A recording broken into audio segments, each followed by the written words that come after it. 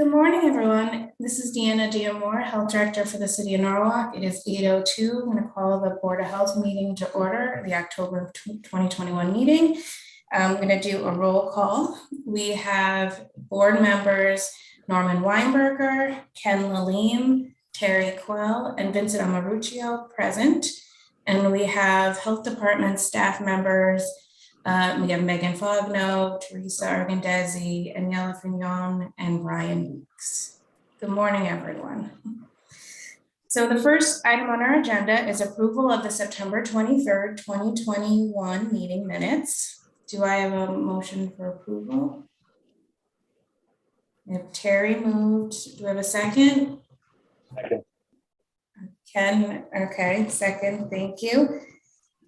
Do we have any discussion on the minutes? All in favor? Aye. Aye. Any opposed? Abstentions? All right, minutes passed unanimously. Thank you, everyone. Next item is some updates on the director's report. So it's budget season, so we're all the department heads, all the departments are busy starting to work on their budgets, both operating budget and the capital budget request. So want to let you know what we're thinking of putting in for our proposal. We're going to be putting in some requests for additional money in the capital budget for some more building improvements, particularly around security. As you know, we've been doing this in the past and we've been doing a little bit more each year. And so we would like to put in additional money for just some further improvements for security for the building. We also are working on some of those exam room. You might remember we got approval in the capital budget before for improvements to the exam room. So we're finally, after COVID, Darlene and Carla are working on moving that forward, those improvements. And we're going to be determining if we need additional funds or not as we go forward to see if we need to request anything additional related to those exam rooms. We're also looking very closely at our operating budget, going line by line, seeing what we've spent in the past and what we're going to need moving forward. But the biggest ask that we're going to be including with the operating budget this year is to have the epidemiologist position city funded, because the funding for that, as you know, has come from the epi and lab capacity funding from the state, and that's temporary funding for COVID response. And it's been amazing having an epidemiologist, and Brian's been amazing, and we would like for that position to continue in the health department. It's really critical. He's added a lot to our department, and thinking moving forward, beyond COVID, all the different areas, and we can use those skills in that function. As you know, Public Health 3.0, there's a big part of that with data. The first essential service in public health is all about data. And so we feel really strongly about it on the staff end. And I know many board members have led the charge and the direction to us to be pushing for more data analysis to determine, where we're going. So I'm interested in your comments about that and your thoughts about that. But that's going to be the biggest ask, is to have the epidemiologist be city funded in the operating budget this year. I think you can paint the picture that having that information at your fingertips saves money down the road and saves lives. I mean, that's, maybe the saves lives comes first, and not the continued expense on hiring or getting that information.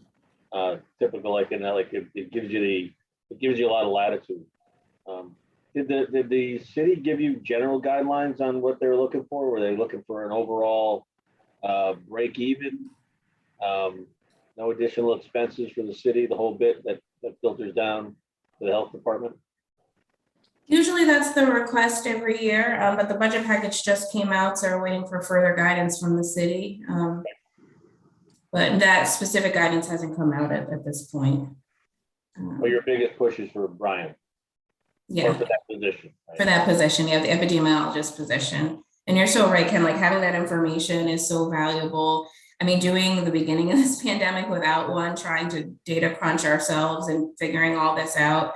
It's just been amazing once he joined. I mean, he hit the ground running. He added so much, just his skill set is just amazing. So having that position, having someone to focus on that is just critical. I mean, if you want, you could certainly use what the relationship that we're anticipating creating between our organizations. I'll take my hat off with Sam with the CHC Act group right now, and be able to walk into a marketplace and get that feedback bi-directionally adds a lot of value to the citizens of Norwalk, because you're getting more resources with starting with a resource that you already have. So be glad. And I agree with Ken, and I think that in terms of preventive medicine, this is preventive.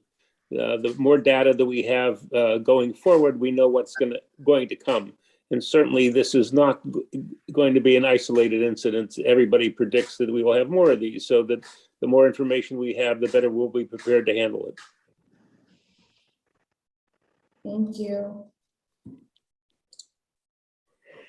A few other updates just related to policy. Having Aniela on board has been great. She's been working with other supervisors and other staff members on looking at our policies. And so just wanted to give you guys a heads up that next month we'll be bringing some policies to your attention, some revised ones that need updating. So we're going through some of those right now. So in the months ahead, we'll be bringing more and more up for you all to review and for your comments and feedback. Like our new employee orientation, we're looking at our front desk policy and others we're taking a close look at. Aniela is also working with Megan and the other supervisors on updating our annual report, so that should be done soon. They're all busy writing and putting together that update for you all and for the mayor and the common council. Yeah, Deanna, with the policies and stuff, can you make sure that you get that to us with enough time to actually read them and better understand the changes that you're recommending? Absolutely. What would you prefer? Do you prefer more than a week in advance, or what do you prefer for the time? I think that's enough. Week? I think the key is telling us what changed. Oh, What do you, we've obviously approved policies in the past. It's what's new, what is new or altered, and we can focus on those things. I think in the past years, I gave you like at a glance, like what some of the changes were. So maybe I can work with Aniela to do something like that. That would be great. Much more efficient. Sounds good. And then my last. I just know what my board members do to me when you give them 20 pages of policy, they look at you like, really? Yeah. Well, that's a good practice. Thank you for that. And then last, just related to workforce development, where many staff have completed that public health win survey so far, and we've heard we'll get the results I think in January, I believe it is. So some more are still completing it. But then in the meantime, we're working on updating our quality improvement training. And so we've had a lot of new staff members over the past few years. And so Megan and I are working on a new quality improvement training. And then for anyone who's interested in a refresher from the existing staff, we're also going to be doing that too. So excited about that. Those, any questions about anything or discussion related to any of those updates? All right, next we're going to go to the COVID-19 updates. So Brian, are you ready to give your presentation? Yeah, I'll start. Thank you. Yes. Hey, everybody. Just give me a second to share a screen and we'll jump right into it.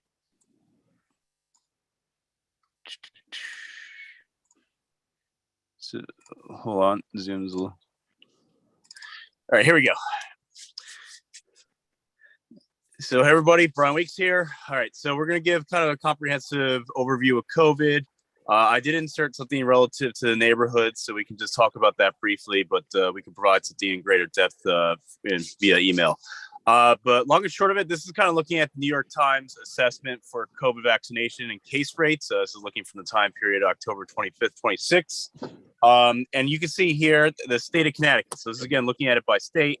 Connecticut's still pretty close to number one for fully vaccinated. We're at 70%. So we're kind of tied with Rhode Island, and Vermont seems to have the lead at the moment relative to U.S. states.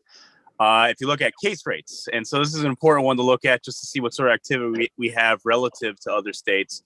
If you look at it from decreasing order, we're about, probably like fourth or fifth in terms of case rates, in the terms of the lowest case rates relative to the country. So that's really good news. You do see, though, that Louisiana and California, Florida, Hawaii, U.S. territory, Puerto Rico are a little bit lower. So it is something just to keep in mind. Things are switching around, and we're also going to see that in this following image in terms of current activity. So this is looking at it from the last 7 days, just like that case rate was being calculated by the New York Times relative to that as well. This is the CDC county and community levels of transmission, which influences our face mask mandate. As you can see, actually, especially into the southeast, a little bit more yellows kind of presenting, which is good news for them. It's also good news for us in a way because it's indicating that things are lessening because they have been experiencing pretty much the most severe bouts relative to COVID and, especially surge capacity relative to the hospitals, let alone with lower vaccination rates. So it is kind of suggesting there's a light at the end of the tunnel. Even with the current weather. So it is something to keep in mind. Nonetheless, looking at the state of Connecticut here over at the right, it's still half and half in terms of substantial and high activity, high being the highest category that the CDC has developed here. So we're still relative to the country, again, about 79% in terms of the high. So in a way, kind of reflecting what's going on in Connecticut. So Fairfield County still in substantial, the orange category. And we'll see if we do enter the yellow eventually. We're keeping a very close eye on this infographic and these measurements from the CDC. But right now we're still in the orange. So the face mask mandate for regardless of vaccination status still holds. So still, it's really good to see some yellow into the color palette. Getting a little tired of red here. And so then also looking at the variant surveillance from the CDC, kind of the same old story. Delta's running the show. Looking at it from a regional perspective, the orange is again representing Delta.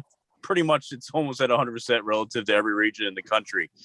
So if you actually calculate it out here, it's about 99.7% of the new cases presenting relative to the forecasting model that the CDC has that goes from October 10th to the 16th. Same thing reflected with the state health department, COVID variant surveillance, red is Delta. I mean, it is literally running the show here. So it's safe to say that, things are stable relative to Delta. It's just a matter of managing Delta, but it's at least, so an enemy, quote unquote, that we know.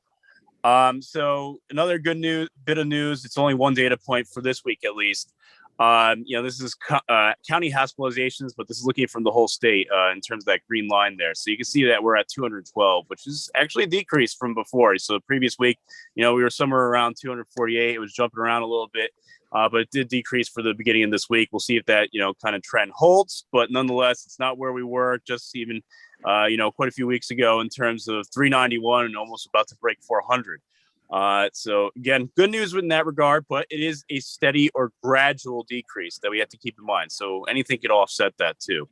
This is just looking at it from perspective of case rates relative to city and town calculated by the state health department. This is the most recent data set that came out. Again, this is from Thursday, but it's representative of October 3rd to the 16th. And you can see how the map is got a lot more yellow, just like even what the CDC county map is representing. So Norwalk is at 6.8 cases per 100,000. We were about 4 months ago. I can't believe it's only 4 months. It feels like a year ago now. June 13th to 26, you were less than 5 cases per 100,000. There were only 2 towns that were actually in the yellow or at least higher categories relative to that. And about 6 months ago, April 11th to the 24th, you can see where we were, especially when we were experiencing a much more severe time relative to the pandemic. The city was at 24.5 cases per 100,000. A good portion of Fairfield County was in the red. Now, fortunately, it's more in the yellow, and it seems to be following that very gradual downtrend. So very good news. And again, another thing just to observe, and we'll be kind of looking at is, just look at the northeast ports in the state. You see the higher case rates, and then we'll look at the vaccination rate map, and it's just really fascinating to look at that. This is, again, just looking at case rates and percent positivity. And as you can see, the city of Norwalk is one of the better performing of the big 7 Connecticut cities by population. So we're at 6.8. So again, you have 6.4 for Danbury, which is the lowest, Stamford at 7.3. And then the highest currently is New Haven at 14.8 and Waterbury 13.7 relative to these case rates. Again, this is data reflective of October 3rd to the 16th. So for the city of Norwalk itself, we have a total relative to the pandemic, total number of cases of 12,682, total deaths 234. The last 2 calendar weeks, and this is where it's kind of getting interesting. This is now looking at it from October 10th to the 23rd. The age proportions have shifted around. So what's been really kind of interesting the last few weeks, especially the previous 2 weeks, it was the younger age groups, and it was perfectly skewed to the left in terms of the data. So that means the younger the age group, the higher the proportion relative to new cases. This is now shifting a little bit to the middle now, which is more what we are used to throughout the good portion of the pandemic. So that's the 20 to 29, 30 to 39, 40 to 49, all at essentially 16%. And so, what this might be suggestive of, especially with the younger populations having, that higher proportion relative to those previous 2 weeks, it's kind of just like a yo-yo effect that we anticipate is going to happen. The kids might get exposed to COVID, especially relative to certain activities, especially going back to school and getting back to that normal routine. They bring it back to the household. Now they're exposing other siblings and other household members, including their parents, especially if you have a multi-generational household, things of that nature. And so we might anticipate that this is going to bounce back and forth. But again, this is still going back to at least the norm of what we've been seeing in terms of new cases with this age group.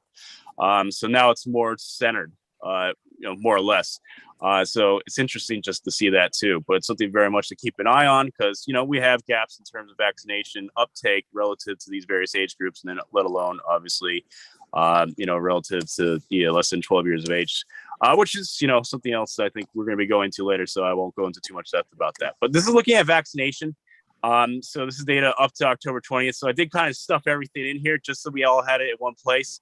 Now alluding to my previous map. So if I just jump back to this slide again, looking at the right-hand side image here with the red for case rates, and then where we are in, Fairfield County with the yellow and the lower case rates.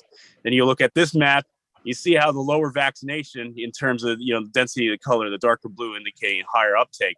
And then Fairfield County and the southwestern portion of the state, you see a much, more darker blue. So it's just very interesting, the inverse proportion relative to vaccination uptake, as well as case rates, which, we all anticipated, but it's just really nice to see visualized.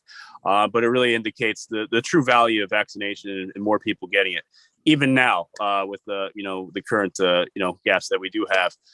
So this is just looking at it from neighborhood in the upper left-hand side. This is for 16 plus. This is how the state is processing this data. You can see, again, using kind of similar methodology, the darker the color, the higher the uptake. And so, if you're looking at neighborhoods, just for our own general knowledge, and there'll be greater depth provided in, via email, but I just wanted to give you guys a quick overview. Woodward right here is at 71.6% in terms of vaccination coverage relative to 16 plus years old. You got Oak Hills at 71.9, Marvin Beach 74.6. So they're the three lowest right now.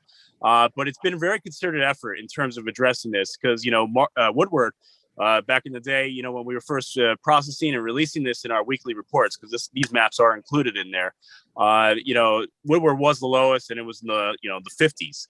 All right, so it's substantial in terms of the work that we've done to really do outreach to these neighborhoods to really get these numbers higher. But naturally, still at 71.6%, there's still ways to go. But really, in terms of getting that messaging out there and getting the vaccine readily available and getting people on board, it's been a really, amazing effort in terms of getting that addressed, but still work to do.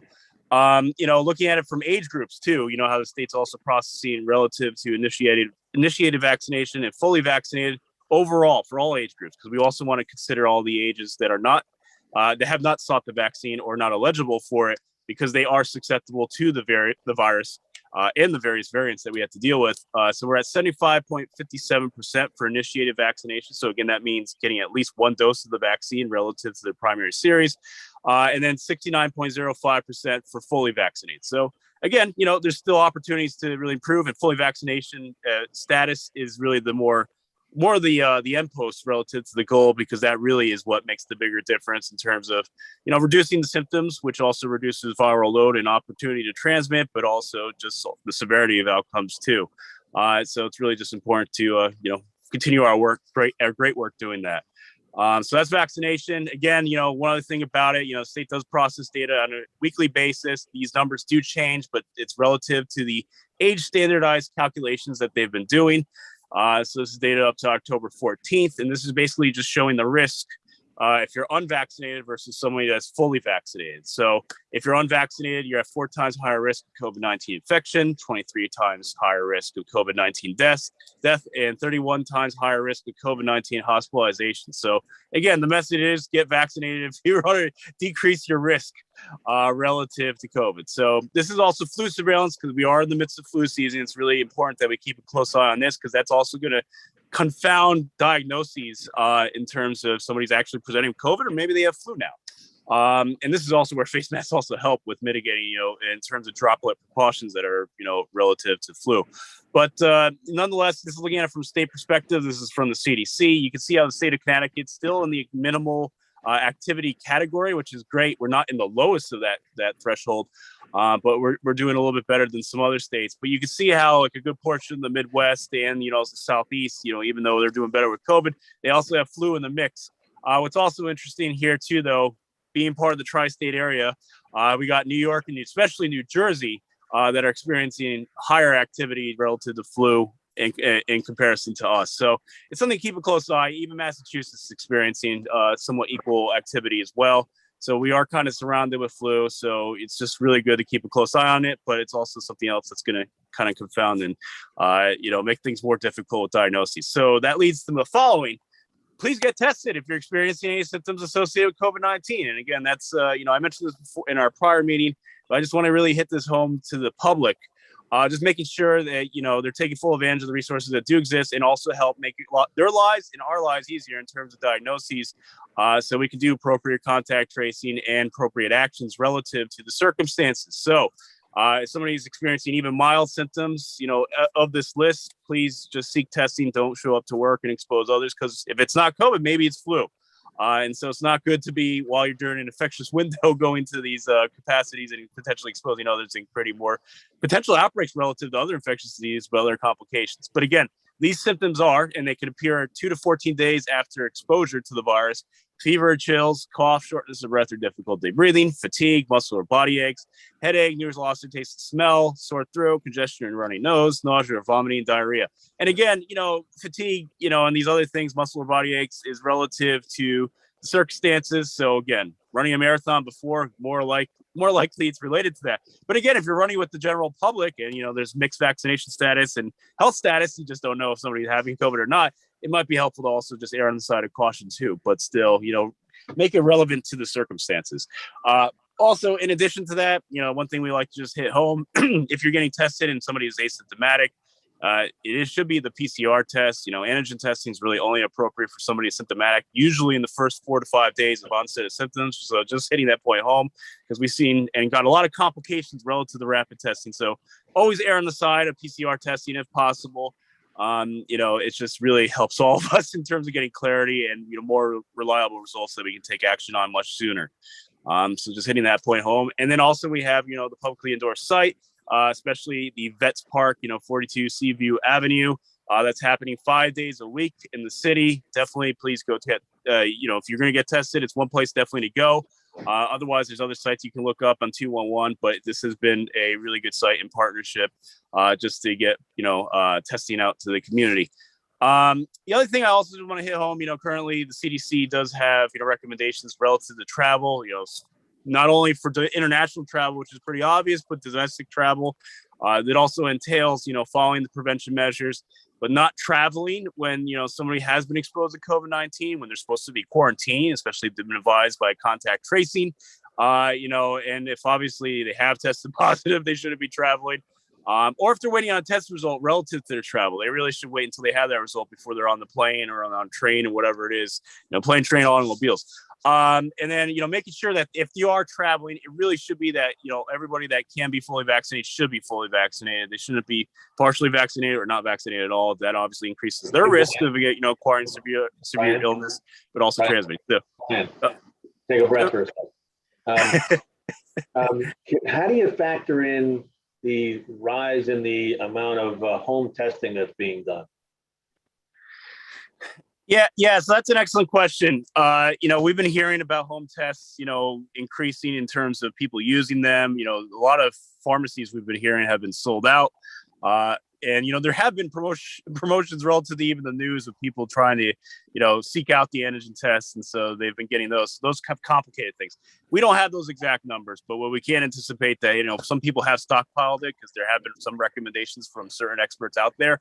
And so it does confound the process because currently, generally speaking, from the state health department, even they're recommending that, technically we shouldn't really accept results unless it's obviously been overseen by a healthcare provider in some capacity in terms of collection. So more or less, it really suggests somebody should go to the healthcare office and just get or facility to get the testing itself.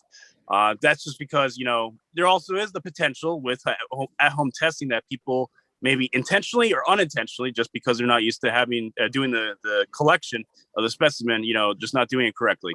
And so it's just something we have to factor in decision making when we want to have the most accurate information at our feet to make a decision. So again, the odds are higher than it was before because these kits are readily available, but a lot of them have been bought up. There is a shortage, but people have bought them up. So we have run into scenarios where there's been parents or other people that might have bought these tests and used them. And then again, it does confound the process a little bit, but we do err on the side of caution. So if they do test positive, the presumption is they should be, treating it as a positive until further notice, but also getting much more controlled and, reliable testing done at a healthcare facility, especially the PCR tests. A lot of these at-home tests are antigen tests, which, I already shared my 2 cents on, but there's some of them are also PCR tests where they have to mail it in. So there's also at least that, greater sensitivity relative to that test. Thanks. Yep. And so, yeah, so I know I am talking a lot, so I'll just try to wrap it up. There's obviously a lot more information that we share in the Mayor's Weekly Report. Check these out. These come out every Friday morning. We have it posted to the city webpage, to social media such as Twitter and Facebook. So definitely check it out. There's greater depth relative to even the neighborhood vaccination rates, and then also a bunch of other interesting things and news for everybody to keep in mind. And then also just another thing, keep in mind mosquito surveillance. Obviously, with this cooler weather, it should reduce that risk, or at least it's easier to layer up. But keep in mind that, it's still out there. Triple E, I don't know if I mentioned it the last meeting, but Triple E was detected in Voluntown, Connecticut. There was 2 pools. So Voluntown's right over here, all the way on the eastern side of the state. And that's how Triple E usually presents. It moves from the east to the west of the state because it's usually starting off in Rhode Island. But nonetheless, it's something to keep in mind, but it's not as serious as it was, say, a couple of years ago when it was really spreading rapidly and it was very concerning. Nonetheless, we've got West Nile virus very present, especially in the southwestern portion of the state where we are. So that is something else just to keep a close eye. It still remains steady with 3 human cases, Bridgeport, Hartford, West Haven. But it is still something else to keep in mind. One other thing I will say is just emphasizing the face mask mandate. Make sure you wear your face mask. We're going to follow the metrics as close as we can, so then we can figure out when we can scale that back. But at the moment, it's still in play. What I will say is that relative to at least the cooler weather, it's easy to wear these masks because now it's not like you're kind of scorching hot. So it's going to be easier to wear these things. And so I do emphasize that wearing face masks is going to be helpful and making sure they're wearing them appropriately. I still see a lot of people that wear them under their nose, especially when they're interacting with other people. And that's not quite cutting it. You got to make sure you just cover both the nose and the mouth. And it's it's a snug fit, so there's no air leakage. And just obviously making sure not to wear face masks that have valves on it, just because of the other risk of exposing others, because the air that is exhaled is not filtered appropriately. So just emphasizing that point. All right, I think I said enough. Thank you. Thank you, Brian. Does anybody have any other questions? No, it's a nice presentation. It's a lot of information. Thanks, Ken. All right, a lot has been updated related to boosters in the past few weeks. So Teresa, can you give us an update on where we are with boosters and vaccination? Sure, absolutely. So yes, as you probably saw in the news a few weeks ago, Pfizer was authorized for booster doses for specific subsets of people. And just at the end of last week, Moderna and Johnson & Johnson were also authorized for boosters. So trying to be as concise as possible, basically for anyone who finished their primary series of Moderna or Pfizer at least 6 months ago, and Johnson & Johnson at least 2 months ago, they would be eligible if they fall into certain categories. So for Moderna and Pfizer, those categories are 65 and older, full stop. And then also folks who are 18 and older who have underlying medical conditions or live or work in a place that puts them at higher risk of exposure. And so it's a large portion of people who are eligible. We really advise people, it's recommended, especially for folks 65 and older and for some folks with underlying medical conditions. If people have questions about whether or not they should get a booster, if they're eligible, we suggest it's probably a good idea, but they should talk to their healthcare provider. For Johnson & Johnson, it's anybody who's 18 and older who got Johnson & Johnson for their primary series. So they don't really break it out into the different age groups or different settings. It's really 18 and up. More than 2 months ago, if you got your J&J shot, then you're eligible for a booster. The other interesting and newsworthy fact that came out at the end of last week is that the FDA authorized the quote unquote mix and match approach. So basically folks can get any of the 3 brands that they prefer for their booster. So if they got one brand and they prefer to get another brand for their booster, they're welcome to do that. They can mix and match. They still have to meet those criteria. And the Moderna dose is half the typical dose for primary and secondary series. So it's important that in terms of appointment scheduling and record keeping that, folks know you're coming in for your booster too, so they can give you the correct dose. So in terms of availability, most of the providers in town, whether it's retail providers or our community sites that we list on the city's website, if they have the brand that you're looking for your booster, they should be able to give you a booster shot. We are recommending that the public go to the retail establishments at this point because they can get an appointment with a set time. And they know that the dose is kind of set aside for them, whereas at some of our large community clinics, they're mostly walk up and the inventory, can't be guaranteed. So we just, recommend that people get that assurance of having an appointment at retailers, like our pharmacies and some of the supermarkets that have been offering vaccination. The health department is working on planning Moderna booster clinics. And I'm trying to remember what day it is. But we're looking at the first week in November, which November is just 4th. next week. Yeah. November 4th, Thursday, and then November 5th. Friday. Yeah. It's funny, I could remember the dates of the clinics, but I couldn't remember what date it is today. So I was like, is that this week or next week? So we're planning those Moderna clinics and hoping to get the details finalized and get word out in the next couple of days. But we really are encouraging people, especially, whether they got their primary series with us or not, to seek out, other opportunities to get the vaccine. We found in the Pfizer booster rollout that there was plenty of capacity and there were a lot of open appointments, even at the very beginning of the process. So we're thinking that the community will be able to really absorb that demand for the Moderna and J&J as well. But we're in constant communication with all our community partners to determine, what are the needs and what can we do to help supplement and complement the vaccination activities that are going on throughout the city.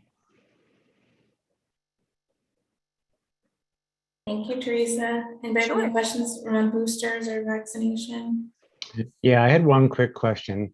So for those that are over 18 but under 65, is there more specific guidance in terms of what puts you at risk in terms of where you live and your workplace? Or is that just a conversation you need to have with your doctor? Yeah, so in terms of where you live or work, it would be for living, it would be congregate settings. Obviously, long-term care facilities are among those living settings where they're highly recommended to get a booster. But other congregate living settings, so places where there's there's a lot of people living in the same general vicinity, that's considered a living condition that might put you at higher risk. And then for workplaces, a lot of the frontline positions that we had been talking about at the very beginning of the vaccine rollout. So healthcare providers, I think teachers are in that group. So places where they're going to have a higher risk of exposure, emergency responders, those kinds Food of folks. workers, yeah, like grocery store workers.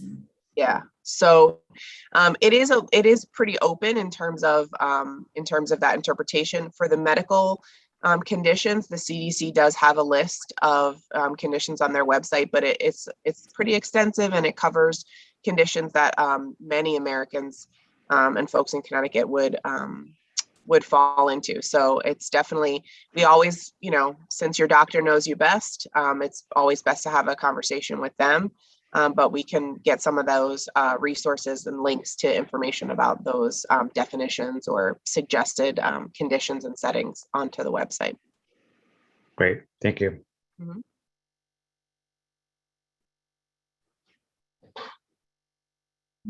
Thank you, Teresa. Thank you, Brian. The next item on the agenda is reaccreditation updates. Passing it on to Megan. A round of applause to all of our team, Deanna, all the staff at the health department. We submitted on October 16th for our resubmission of our reaccreditation measures. So initially we submitted all of our documentation. The site, one of our site visitors, which is our accreditation specialist at FAB, reviewed all of our documentations. She then reopened many measures. And then came back to us months later and said, half the measures are met with missing, so you don't have to respond to them. But since they were opened, we decided to respond to them anyways, because we want an A++. And so we've resubmitted everything they sent us, and Deanna forwarded that to the board as well. Anybody who we may know for our site visit team. So we will be assigned 2 people as a site visit team. One of them is our accreditation specialist. Another one is a volunteer peer member. And so we're just waiting to see how long it will take them to re-review all of the documentations. And then we'll be preparing for a virtual site visit. It's up to 4 hours, the site visit. So we will keep you guys posted as far as timelines. And if any of you guys need to join, we will let you know. But really exciting. It's a big weight off of our shoulders, at least mine, that all the documents are submitted. And we did a really great job. I want to shout out Aniela for help, jumping in and helping out. Even as a new staff member, she was able to assist all of us in writing measures and coming up with new examples. So big shout out to her. Yeah, so very exciting. We're almost there. This is like the end part, and then we'll be able to celebrate soon when we're reaccredited again. Anything else, Deanna, did I miss? Just a thank you to you, Megan, for all that you've been doing, pulling us all together, keeping us on track. Yeah, good job. I'm in the middle of writing 2 reports that are due on Friday. So I share your pain and congratulate you on all that hard work. Thank you. Okay, the next item. Is there a section of that accreditation that deals with how you deal with the board? So usually it was in domain 12, right, Deanna? Yeah, and none of those were reopened. Yes, the domain 12 was not reopened. So they will let us know what areas they would like to discuss during our site visit. So we'll be able to prepare. So if they did have a question in something in domain 12, we would know ahead of time to pull those staff members in. So, yeah. But yeah, you're right, Ken, domain 12, yeah, engaging with the governing entity. Mm-hmm. Yeah, domain 12 was closed. Teresa's going to give an update on community health and some work that she's been doing recently. That's exciting. So Teresa. Okay, see if I got myself unmuted properly. Yes, so Deanna asked me to share some information from, we had a meeting on Thursday night. See, there I am again, I'm not remembering my calendar, but on Thursday evening, we met with about 20 of our community partners who've participated in different community health improvement activities over the past recent years.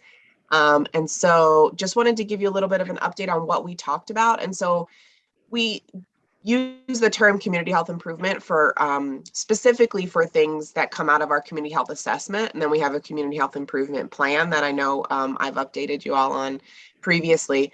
But in general, really a lot of the work that we do with community services and a lot of our community partners to do larger scale population health improvement work. And so the first thing we talked about in this group, because it had been a while since we had come together, because a lot of us had to put a pause on some of the big picture activities that we'd been working on because of our COVID response, was to really clarify for everybody all the different community groups and community collaboratives that either the health department has led and invited them all to, or that they have led and the health department has participated on. And so three of the main ones that we discussed were the Healthy for Life Project, the Health Enhancement Communities Project, and the Norwalk Acts Health and Wellness Initiative. And so these three collaboratives have, maybe slightly different scopes or slightly different geographies. Some of them emerged as part of specific grant opportunities or state-related projects. Others were kind of grassroots community work that happened. But the Healthy for Life Project is our community health improvement plan implementation team. So looking at healthy eating and food access, physical activity, and chronic disease prevention. The Health Enhancement Communities Group, I know I've updated you all on that project before, but that came out of a state grant initiative to find ways to sustainably fund multi-sector community health collaboratives.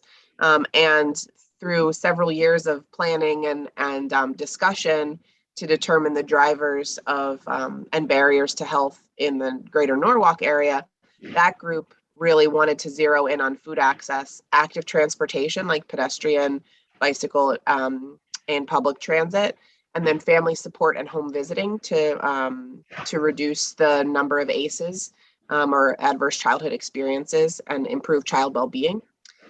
And both of these groups really saw the social drivers of health or social determinants of health and health equity as important underlying values for that kind of tied into everything that they had identified as priorities. And then the Norwalk Acts Health and Wellness Initiative was focused more on the younger folks in our community. So from cradle to career. So, right up through early adulthood. And we had general objectives here around healthy eating, physical activity, and access to care or a medical home. And then these 4 blocks at the bottom represent the Norwalk Acts cornerstones. And so all the initiatives in Norwalk Acts, which is a collective impact agency in the city that is looking at helping young people in Norwalk thrive, they have now for all the initiatives 4 cornerstones that they're asking everybody to integrate into their work. And that includes data, social justice and racial equity, community engagement, and then a policy and advocacy piece. So making sure that the approaches aren't entirely programmatic, and then we're also looking at policy and advocacy level work. And so I thought it was important to lay this all out. I know there were some people in the meeting that didn't know which of the collaboratives they had participated on before, and these labels and outlines don't really mean that much to them. There were other folks that are really wanted to know exactly which meeting they were in and the beginning and end of each of them. So I wanted to lay this out for everybody to say that in essence, a lot of the structure around these groups has gone away, either because the grants have ended or because we're moving on to other phases of our community health improvement work. And so just to let them know that if they did have in their minds certain collaboratives or coalitions, that we were really going to be starting to look at all of these activities under the umbrella of the Healthy for Life project. So all of the work that our division and the health department leads is around community health improvement.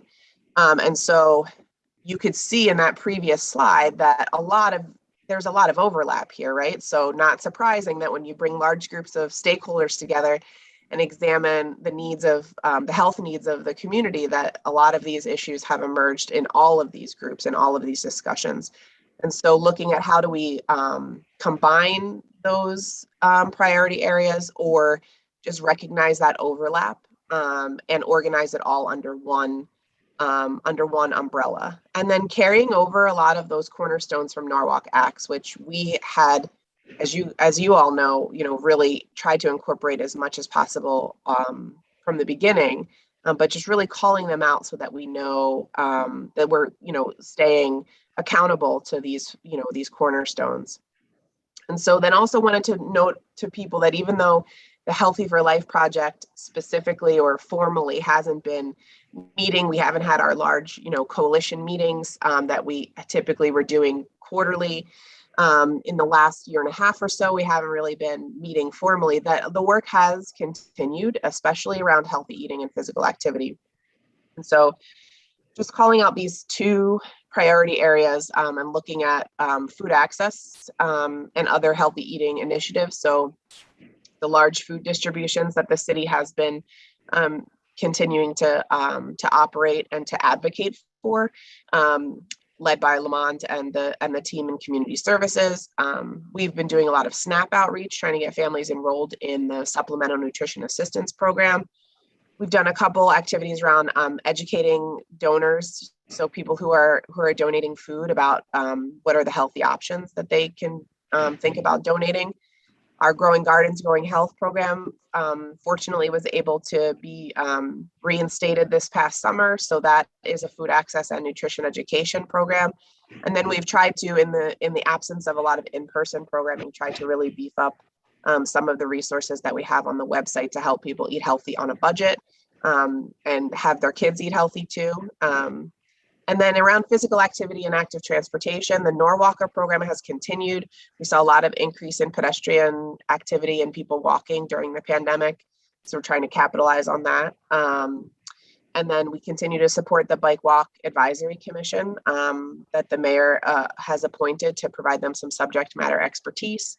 And then doing some work in the built environment. So I don't know if you saw there was some press coverage on the health department being able to use grant funds to help transportation, mobility, and parking department plant some street trees in one particular neighborhood in Norwalk to increase the tree canopy or improve the tree canopy in that neighborhood. They had identified the Wilton Avenue neighborhood or the Main Street neighborhood as having lowest tree canopy coverage and the highest impervious surface coverage, and some of the issues that go along with that, including increased temperatures, problems with drainage. And then from our perspective, street trees, they improve the air quality, but they also make the walkability of those areas. It's a more pleasant and more inviting area to walk, so it might increase people's desire to get out and go for a walk. So we've been doing all this work kind of in the background and wanted to bring that to the attention of a lot of our community partners who may have been involved in one or two of these things, but not all of them. And then noting, the work that had been going on in the background on those four cornerstones as well. And so, and you can see that a little bit, just some detail into some of the activities or underlying themes that we had tried to work into a lot of this work. And so then the group moved to some discussion about COVID's impact on all of those things that we just talked about, all those priority areas. And really, not surprisingly, without going into tons of detail about the discussion, the group felt that COVID had made a lot of those priority areas worse or more difficult to tackle. And that's, not surprising at all. But some areas to highlight too are that some people did point out that they felt that people felt valued physical activity more than they had maybe before the pandemic. And in part because of that time that everybody was kind of shut down and the expectation was that you were able to spend some time taking care of your mental and physical health. And that a lot of people noted that time has passed, and we're, this idea that we were going to hold on to that kind of went away, but that everyone still has it fresh in their mind and wants it to go back to that, that part where they have time to carve out to go for a walk in their neighborhood and their community. And then there was a lot of discussion about increased communication and collaboration among community stakeholders So an area that, alignment and communication is always challenging with this work when you have multiple agencies involved, but that COVID and the urgency of the COVID response really helped to strengthen a lot of those partnerships and create new communication channels that will continue moving forward. In terms of how COVID impacted things negatively, obviously, I won't go into a lot of detail because we all have talked about it over the months, but one theme that seemed to really string through was whether it was people's habits, their ability or inability or motivation to eat healthy and get exercise and seek out routine medical care. Whether it was their behaviors or their attitudes or their knowledge, there was a lot of discussion about stress and depression and anxiety impacting people's ability to take care of their health. So rather than say, here we have this terrible health crisis and we're still working through it, let's all take better care of ourselves. The stress and the depression and the anxiety that went along with the pandemic seemed to really demotivate people. According to our discussion, and it really brought home this idea that our CHIP, our community health improvement plan, includes obesity and chronic disease prevention and management on our side, which is what we're talking about today.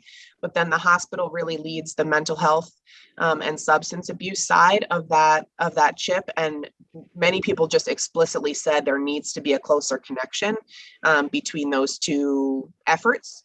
And so that's really one of the takeaways from the discussion in terms of how we move the work forward. And so then just in terms of next steps, we have a data project that we're working with other cities on to give feedback to the state on what kind of data we need and how we need better data to move this work forward. The Healthy for Life project will, fingers crossed, create a regular meeting schedule for 2022. I'm optimistic that we'll be able to carve out more time for this work. And then, speaking to New Vance Health about the next round of community health assessment and improvement plan, which I believe the next CHIP is due to be done in early 2013. So there'll be a lot of activity in 2023. See, I'm telling you, my internal calendar is so off. But there'll be a lot of activity in 2022 around the vetting the data from the community well-being survey that is currently underway, and then creating a community health improvement plan and getting community impact on feedback on it. So it was a great meeting, and I was very happy to bring those folks together and start, revisiting some of this work. But I'm happy to take any questions.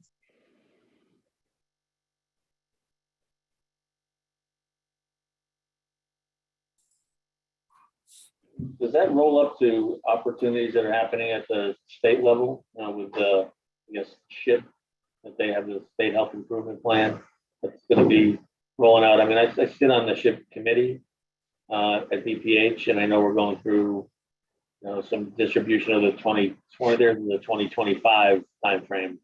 So do we roll up to that? Is there a coordinated effort?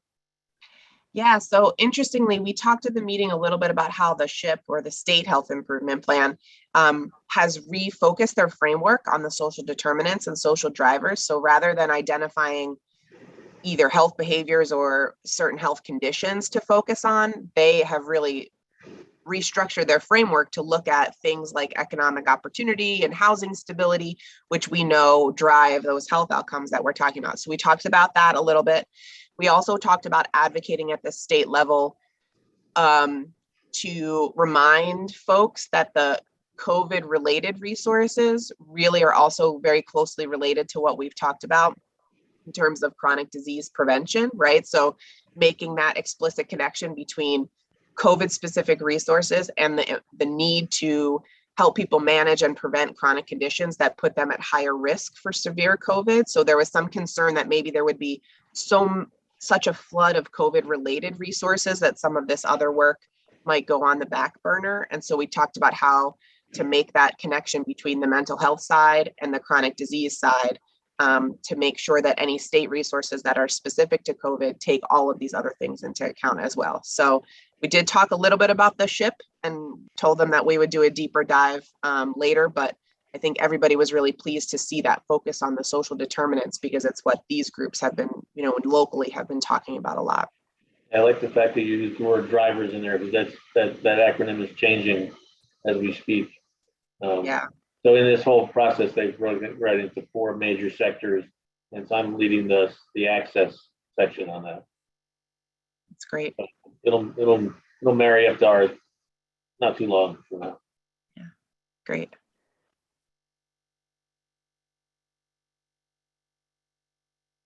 All right, well, it's 8:57, so I'd like to just move to the last item on the agenda. Thank you so much, Teresa, for that presentation. Public participation. If anyone, I think the attendee, I think that's, I don't think we have anybody from the public, but I guess they would raise their hands. Yeah, I don't think we have anybody. All right, well then, if anything else before we wrap up? All right, well, thank you, everyone. We will adjourn at 8:58. Thanks, everybody. Thank you. Bye. Thank you.